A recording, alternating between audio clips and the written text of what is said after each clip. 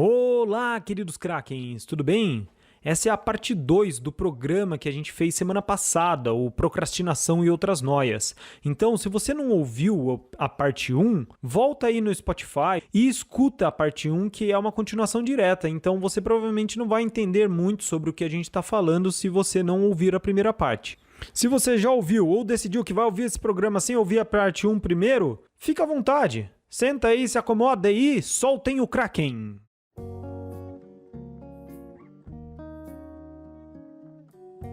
Voltando para a pergunta dos livros de coaching, o quanto isso atrapalha a psicologia com pessoas que teoricamente não entendem nada porque não têm essa formação, mas tentam passar um ar de psicólogos para as pessoas. Eu acho que existem coaches muito bons, assim como existem psicólogos muito ruins. Uhum. Então, eu acho que os coaches, eles deram visibilidade para a psicologia, por incrível que pareça, porque a psicologia tem um problema muito sério com a autopromoção. Então, no nosso código de ética, a gente não pode se autopromover. E em se autopromover, a gente diz falar preço de consulta, expor nosso trabalho, né, nas redes sociais. Então, por isso que... Uma captação de clientela mesmo, né? É igual direito, é mais uma parte só do... Você pode fazer a parte acadêmica, vamos dizer assim, não a parte de serviço em si, vamos dizer.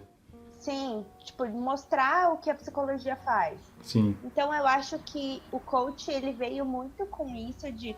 As pessoas pagam caro no coach e muita gente faz esse serviço, né? Muita gente vem se autopromovendo como coach. E isso tem, sim, uma parte muito boa para a psicologia, porque a gente pode usar disso, de usar algumas formas, né? Tipo, o povo tá falando muito sobre isso, falando muito sobre saúde mental, mas a gente tem que ver o quão capacitados são esses profissionais. Tem muito profissional em todas as áreas. As pessoas vêm falando muito, né? Esse nicho tá muito saturado. Gente, eu acho que todo nicho tá saturado, na verdade. Não Principalmente existe, né? agora, com o mundo online, que o pessoal tá migrando todo mundo para as redes sociais, né? Então, eu acho que pode ser muito bom pra gente, para nós psicólogos, mas eu acho que a gente precisa saber usar isso. E eu acho que as pessoas leigas, né, elas precisam saber consumir esse conteúdo. Sim. Então, livro de autoajuda, eu acho que é um pouco difícil em relação a isso, sabe? Porque a gente não tem como filtrar a informação que as pessoas estão recebendo. Eu gosto muito de alguns livros, eu sempre indico para as pessoas, quando elas me perguntam, livros mais assim, tipo, Essencialismo é um livro que eu gosto muito, Poder do Hábito. São livros que são categorizados como autoajuda, aquele Mindset eu gosto muito, mas que eles têm uma base teórica boa. Tem aquele Aprenda a Ser Otimista, é um livro que eu gosto muito, e que eles têm umas frases mais tabus, assim, né? Tipo, aprenda a ser otimista. Às vezes até pelo que comercial, né? Vamos supor, ele tem toda uma base psicológica, tem toda uma base, como você disse mesmo, assim, ele tem propriedade no que tá falando, mas por uma questão comercial é mais fácil colocar como se fosse um livro de autoajuda, porque vai vender muito mais do que tá na prateleira de psicologia, que quem vai, 90%, 99% é estudante de psicologia e eu.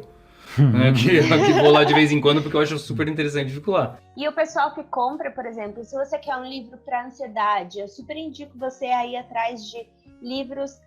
Eu sigo a área da TCC, né, da terapia cognitivo-comportamental. E a gente insiste muito na psicoeducação. O que é a psicoeducação? Tornar o paciente seu próprio psicólogo. Sim. Então a gente pensa em uma psicoterapia breve. A gente quer ensinar e dar ferramentas para você conseguir se tratar sozinho. Sim. Então, uma das alternativas que a gente faz é usar muito livro, muita coisa do tipo. Então, eu indico sempre para ansiedade, Livre de Ansiedade, que é um livro de um autor muito, muito, muito bom, que é da TCC. Então, ele escreveu vários livros para terapeutas. São livros muito bons, assim, e que é óbvio que eles podem estar nessa área, sabe? De autoajuda, mas é porque é mais fácil de vender. E daí eles acabam até ficando mais baratos, porque esse livro de ansiedade, ele não é tão barato, porque já é um livro mais de terapia. E os livros de psicologia são caros também. Então, eu acho que é legal. Os livros acadêmicos, em geral, né? São muito caros. Sim, então eu acho que é legal, sim, mas essa onda de coach eu já sabe, não me desce muito bem Sim. por conta disso, de rixa entre o que é melhor. Eu É ia igual fazer rixa uma entre abordagem. Sim. Eu ia fazer uma comparação um pouco, não sei se eu peguei, mas às vezes até como que é? Uma regulação maior, assim, seria o essencial.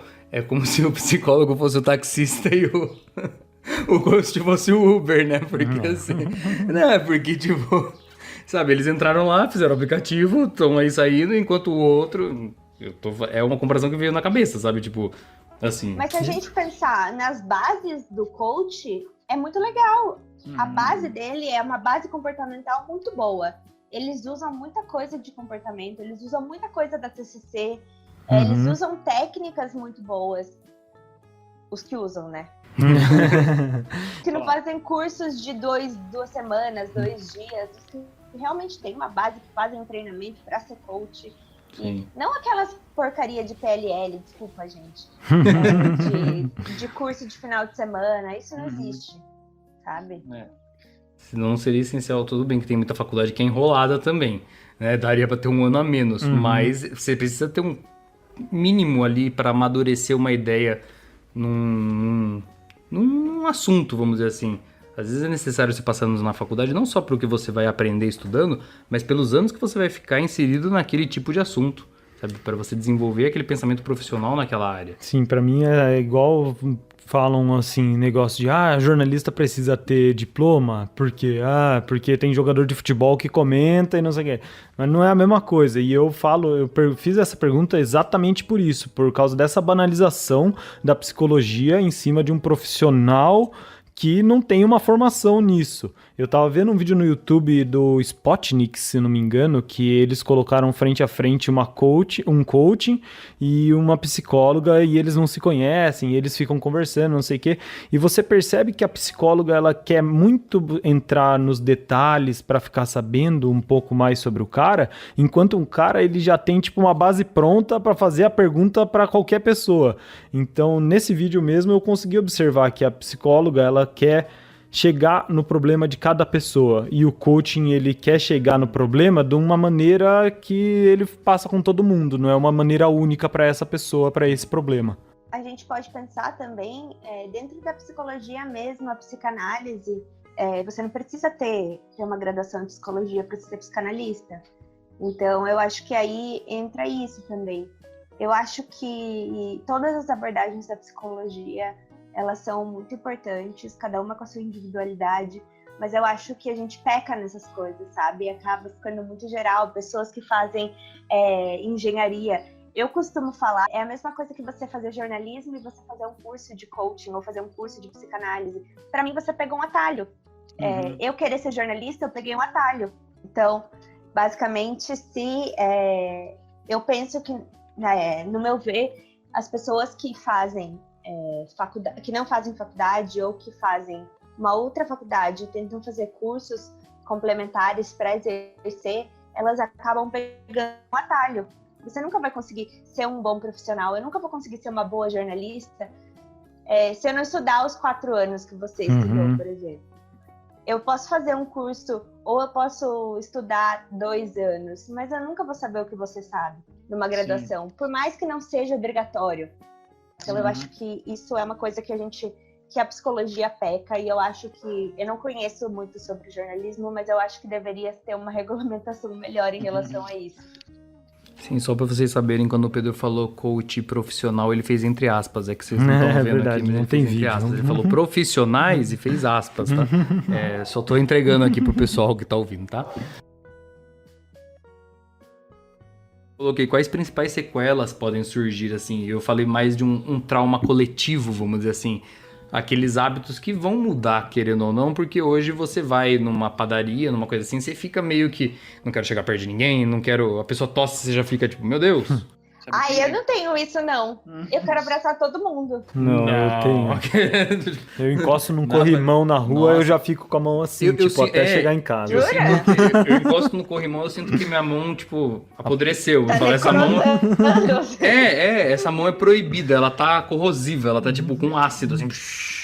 Gente, Eu eu fico não nessa. tenho isso. Eu não sei, eu acho estranho, porque eu acho que, querendo ou não, aí até vou levar pra uma série. Ela é um pouco assim, infantilizada, até talvez pra procurar um público diferente, que é aquela do Castanhari, que era youtuber e agora tá lá no Netflix, e fala um pouco de alguns temas.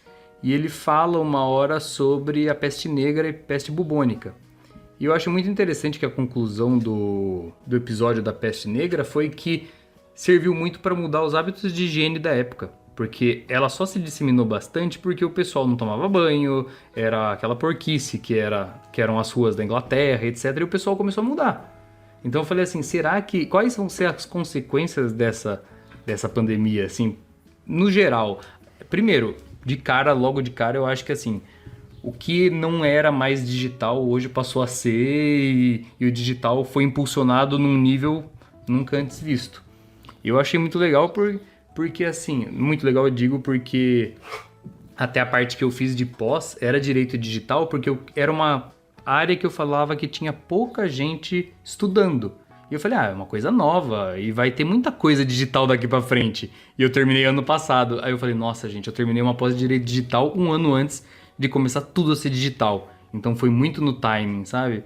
E assim, eu pensei mais no sentido amplo, assim, quais consequências mesmo, o que ia ser diferente, né? Assim, no comportamento do ser humano. Até aproveitando que a gente falou bastante de comportamento, né? O que mudaria no comportamento? Eu acho que a gente pode pensar em hábitos em diferentes esferas, assim.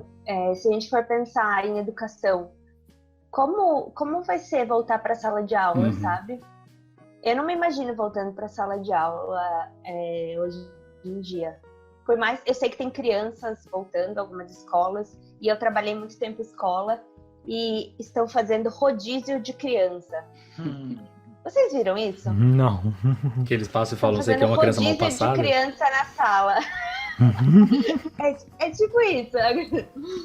Tipo, segunda-feira vai 2 crianças, daí na terça-feira vai mais 2, daí na quarta-feira vai mais 2. Nossa, que Eles bizarro. estão revezando quais são as crianças que vão na sala de aula para elas conseguirem todas interagirem. E eu não sei o quão funcional é isso. Eu acredito que pouco. Sim, Você cai no dia do pessoal que você detesta, imagina só, tipo, não, essa galera aqui não, sabe? Como assim? E ao mesmo tempo eu fico pensando, eu trabalhei muito tempo com crianças com algum tipo de deficiência. Não tem como elas ficarem sem esse apoio, sem a escola. É muito difícil a gente tirar essa parte. E o quanto tempo a gente aguenta, sabe? Quanto tempo esses pais, essas mães conseguem lidar? Porque essas crianças estão sem respaldo agora. É difícil falar isso, né? A gente ouve pais e mães falando, esse ano tá perdido. 1 ano no desenvolvimento de uma criança é são absurdo. 5 anos pra gente, Sim, basicamente. Sim. Mas então é muito difícil a gente falar isso e ao mesmo tempo a gente vai colher frutos desse problema daqui a 5 anos, daqui a 10 anos do desenvolvimento dessas crianças. Então eu acho que isso é um fator muito importante pra gente pensar. Esse é uma das coisas que eu posso ver e que eu posso pontuar aqui, pensando agora. Eu tava pensando num meme, assim, aleatoriamente eu tava pensando num meme, e que falava assim, meme de 2035, se você não usou máscara pra ir na padaria, você não teve infância. Eu falei, gente, é realmente... Eu falei, nossa. E aí, o primeiro pensamento que eu tive não tinha nada a ver com isso. Eu falei, nossa, pensar minha bagagem de memes mentais até 2035 é muito desesperador. Em 2035, as pessoas vão, sei lá, usar aquela roupinha de astronauta, né? Não tenho dúvida. Vocês viram aquele meme de uma criança? Não sei se é um meme, né? É um vídeo. De uma criança japonesa chegando na escola. Que eles desinfetam a criança Mas tem inteira. 30 etapas, né? Desinfeta e não sei o que, e benze. Todas as... E passa um negócio em volta dele, daí ele põe uma roupa, e daí põe máscara, e daí troca de máscara. E, gente, o que é isso? Tipo, que horas que a gente estava preparado pra isso? Eu não sei, porque eu não estava preparada pra isso. Imagina você na sua infância com um negócio desse. É por isso até que eu falei, até uma sociedade traumatizada, porque fica um negócio marcado. Assim, eu comento muito que já roubaram a nossa casa mais de 2, 3 vezes. E foi um negócio que eu demorei muito tempo pra superar. Eu não ficava sozinho, eu não conseguia dormir num ambiente não, mas numa casa que só tivesse eu. Demorou muito tempo para eu conseguir superar isso. E até tiveram outras coisas na minha vida que me fizeram superar isso, inclusive em relação ao trabalho, que me ajudou. Mas imagina você ficar exposto a isso há um ano, sabe? E como você falou, na criança, um ano é igual a 5. Ou seja, qual que vai ser a consequência disso? Não vai ser uma geração igual a nossa, com certeza, sabe? Já não ia ser de qualquer forma, porque gerações mudam de uma para outra. Com um impacto desse grande, vai ser uma diferença absurda. Eu tô até com medo de ver, sabe? Isso pode causar até problemas em imunidade das crianças, que hoje em dia já é bem menor do que era antigamente, que antigamente as crianças comiam terra durante a infância. Imagina hoje, com vírus e não etc. Não que higiene seja uma frescura, mas Sim. é que, claro que todo trauma gera um exagero. Os pais não vão mais deixar comer terra, então vai acabar, tipo... Só se passar o cujão na terra, né? Eu faço estágio em neuropsicologia e a gente precisa avaliar muita criança, né? Então, queixa de TDAH, queixa de autismo. Então, a gente faz muitas essas análises e eu fico pensando, imagina daqui 10 anos quantas análises a gente vai pegar. Que talvez agora seja o ponto principal, o processo de alfabetização.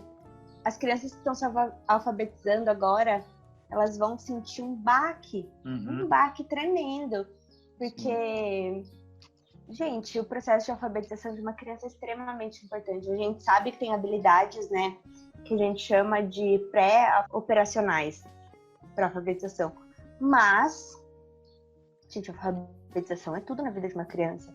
A partir do momento que a criança é alfabetizada, ela descobre um novo mundo.